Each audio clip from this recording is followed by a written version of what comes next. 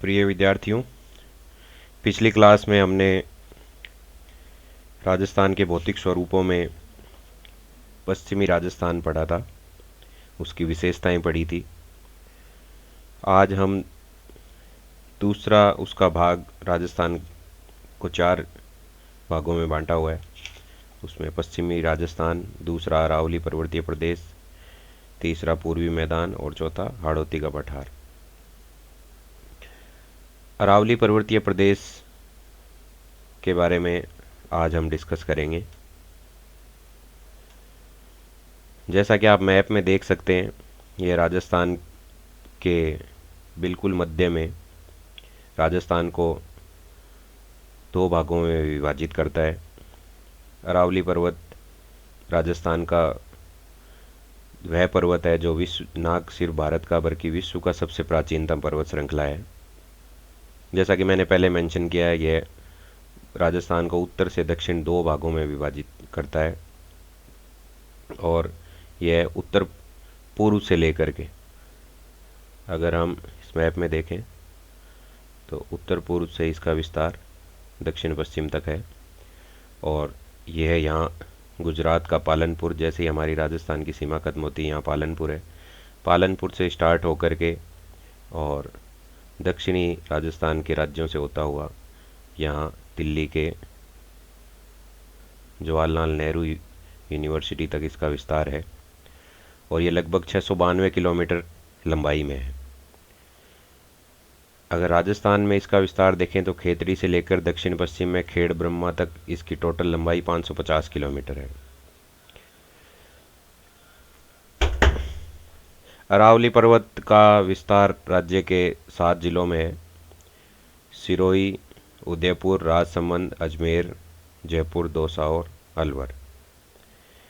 और अजमेर के पास जाकर यहाँ पर इसका शेप अगर हम देखें तो यहाँ से ये थोड़ा इसका विस्तार ज़्यादा है, फिर बीच में इसका विस्तार थोड़ा कम है और फिर ये यहाँ पर फिर इसका विस्तार थोड़ा ज़्यादा है।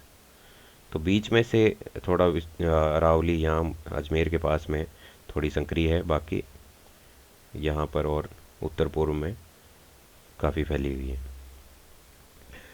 अरावली प्रदेश को निम्नांकित 3 उप प्रदेशों में विभक्त किया गया है। दक्षिणी अरावली क्षेत्र, जैसा कि मैंने ये उदयपुर, डूंगरपुर, बांसवाड़ा, प्रतापगढ़ वाला क्षेत्र काफ़ी हरा भरा क्षेत्र है। और मध्य अरावली और उत्तरी अरावली, इन 3 भागों में विभक्त किया है। हम इसको डिटेल में डिस्कस करते हैं। उत्तरी अरावली, इस क्षेत्र का विस्तार जयपुर, दौसा और अलवर जिलों में है। यह अरावली श्रृंखला अनवरत न होकर दूर होती होती जाती है यहाँ पर, और इसमें शेखावाटी की पहाड़ियाँ, तोरावाटी की पहाड़ियाँ, जयपुर और अलवर की पहाड़ियाँ सम्मिलित हैं। सांबर गैप के पश्चात अरावली उत्तर पूर्व की और पलखेत और खेतड़ी श्रृंखली श्रेणियों के रूप में है, जबकि उत्तर पश्चिम की श्रृंखला शेखावाटी और इससे पूर्व की तोरावाटी पहाड़ियाँ कहलाती। तोरावाटी और अलवर की श्रृंखलाएं समानांतर पहाड़ी क्रम में है। जयपुर में इसकी प्रमुख पहाड़ियाँ श्रृंखलाएं हैं जयगढ़, नाहरगढ़, बरवाड़ा, मनोहरपुर। इनकी मीटर में आप ऊंचाई देख सकते हैं। यहाँ पर इसका ऊंचाई इतनी ज़्यादा नहीं है। इसी तरह अलवर में अरावली श्रेणियों का सघन विस्तार है, क्योंकि जैसा कि मैंने पहली स्लाइड में भी बताया था कि उत्तर पूर्व में इसका विस्तार थोड़ा ज़्यादा है। यहाँ के प्रमुख शिखर हैं भानगढ़, सिरावास, अलवर किला, विराटनगर और बिलाली। संपूर्ण रूप से उत्तरी अरावली प्रदेश विविध भू आकृतियों से युक्त प्रदेश है।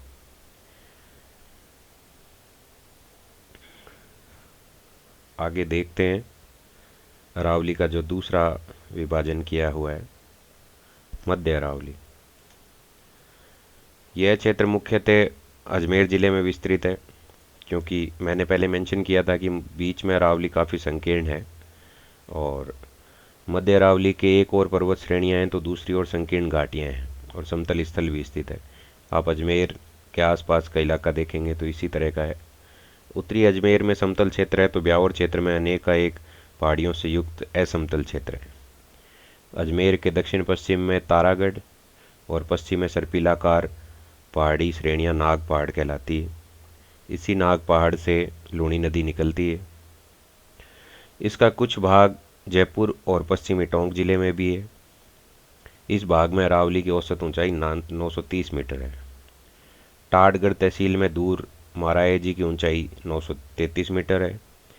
इस श्रेणी के दर्रा के नाम है बर्र दर्रा, परवेरिया, शिवपुर दर्रा, सूराघाट दर्रा, देबारी दर्रा।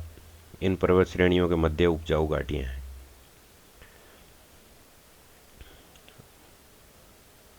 आइए तीसरा जो विभाजन है वो देखते हैं। दक्षिणी अरावली प्रदेश, यह सबसे दक्षिण वाला भाग है। ये वाला पार्ट की हम बात करेंगे और इसमें सिरोही, उदयपुर और राजसमंद जिले आते हैं। यह प्रदेश पूर्णतः पर्वतीय है। अगर हम एक तरह से कहें कि पूर्णतः पर्वतीय है, पूर्णतः ट्राइबल जो इलाका है वो यही क्षेत्र है। Most of the population of this region is tribal. और जहाँ अरावली की श्रेणियाँ अत्यधिक सघन है और उच्चता लिए हुए हैं। अगर ऊंचाई भी देखें और सघनता देखें तो काफ़ी डेंस है ये। और यहीं पर गुरु शिखर स्थित है, सिरोही जिले में माउंट आबू। और सिरोही जिले में आबू सिरोही श्रेणियों में अनेक पहाड़ियाँ और शिखर हैं। आबू पर्वत 19 किलोमीटर चौड़ा लंबा और 8 किलोमीटर चौड़ा पठारनुमा है, जो समुद्र तल से लगभग 1200 मीटर ऊंचा है। अरावली श्रेणी के धुर उत्तर में गुरु शिखर, जो कि राजस्थान का सर्वोच्च शिखर है, जिसकी ऊंचाई 1722 मीटर है। कुछ बुक्स में आपको 1727 मीटर भी दी होगी। इसकी ऊंचाई को लेकर काफ़ी विवाद है। यहाँ अन्य श्रेणियाँ जैसे शेर 1597 metre, Achalgarh 1380 metre, Delwara 1442 metre, Abu 1295 metre और ऋषिकेश 1017 मीटर। आपसे कम्पिटिटिव एग्ज़ाम्स में कई बार अवरोही क्रम में अरावली की श्रेणियों की ऊंचाई भी पूछी जाती है। इसी तरह उदयपुर जो क्षेत्र है उसमें राजसमंद में सर्वोच्च शिखर जो है वो जरगा पर्वत है, जिसकी ऊंचाई 1431 मीटर है। यहाँ की अन्य श्रेणियाँ कुंभलगढ़, लीलागढ़, नागपानी, कमलनाथ की पहाड़ियाँ, सज्जनगढ़। जयसमंद झील के चारों ओर पहाड़ियाँ 820 मीटर तक ऊंचाई वाली हैं। उदयपुर के पश्चिमी उत्तर पश्चिम में कुंभलगढ़ और गोगुंदा के बीच का पठार भोराट पठार के नाम से जाना जाता है। आबू पर्वत के पश्चिम में आबू श्रेणियाँ हैं। इसी तरह हम देखें आबू पर्वत के पश्चिम में जसवंतपुरा पर्वत क्षेत्र है का मुख्यतः डेरा पर्वत स्थित है, डोरा पर्वत। शिवानी पर्वतीय क्षेत्र में मुख्यतः पहाड़ियाँ गोलाकार हैं। इन्हें 56 की पहाड़ियाँ भी कहते हैं और नाकोड़ा पर्वत के नाम से भी इन्हें जाना जाता है। जवाई नदी घाटी के दक्षिण में जालौर पर्वत क्षेत्र के रोजा भाकर और इसराना भाकर जारोला पहाड़ हैं। वास्तव में दक्षिणी अरावली श्रृंखला का सर्वाधिक महत्वपूर्ण भाग है, जहाँ ये श्रृंखलाएँ सघन, उच्च और वन आच्छादित हैं। आइए कुछ अरावली की विशेषताओं के बारे में जिक्र करते हैं। पहली जो मैं पहले ही मेंशन कर चुका हूँ कि यह पर्वत श्रेणी राज्य को 2 विशिष्ट भौगोलिक प्रदेशों में विभक्त करती है।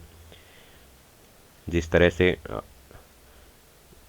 2 विशिष्ट क्षेत्र, एक हमारा पश्चिमी राजस्थान और हमारा जिसे मरुस्थलीय भी कह सकते हैं, और दूसरा है आपका गैर मरुस्थलीय क्षेत्र, यह क्षेत्र।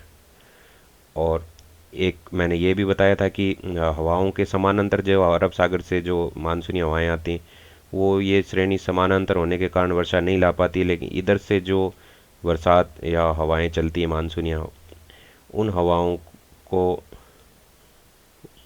ये अरावली बीच में अवरोध का कार्य करती है। और ये क्षेत्र वृष्टि छाया प्रदेश होने के कारण यहाँ बरसात नहीं हो पाती है और इस क्षेत्र में खूब बरसात होती है।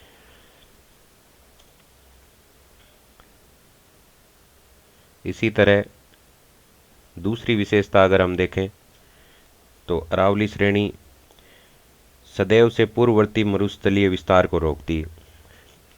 अरावली श्रेणी का एक विशेषता ये है कि यह मरुस्थल को यहाँ पर रोकने में सहायक है, इसको इससे पूर्ववर्ती भाग में फैलने से रोकती है। अरावली पर्वत अनेक नदियाँ जैसे बनास, बेड़च, लूणी, कोठारी, साबरमती, सूकड़ी, माही, इन नदियों का उद्गम क्षेत्र है। अरावली पर्वत एक प्रमुख जल विभाजक का कार्य करती है, जिसके दोनों ओर पूर्व और पश्चिम में नदियाँ बहती हैं। ये एक जल विभाजक है। इससे जैसे नाग पहाड़ से यहाँ से लूणी नदी बहती है और बाकी जो नदियाँ हैं वो पूर्ववर्ती हैं। तो एक तरह से ये एक जल विभाजक का रूप की तरह कार्य करता है अरावली।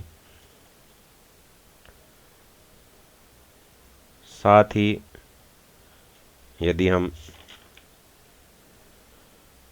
अरावली पर्वतमाला वन आच्छादित है, वन्य जीवों की शरण स्थली है।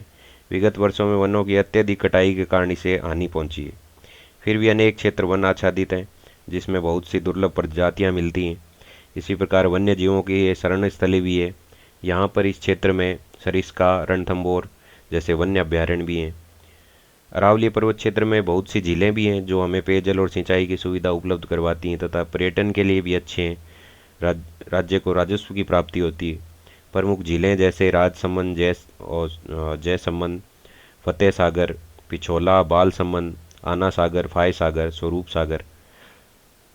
अरावली का, जैसे मैंने जलवायु का मैं पहले ही डिस्कस कर चुका हूँ कि राजस्थान की जलवायु को प्रभावित करने में प्रमुख योगदान अरावली का है।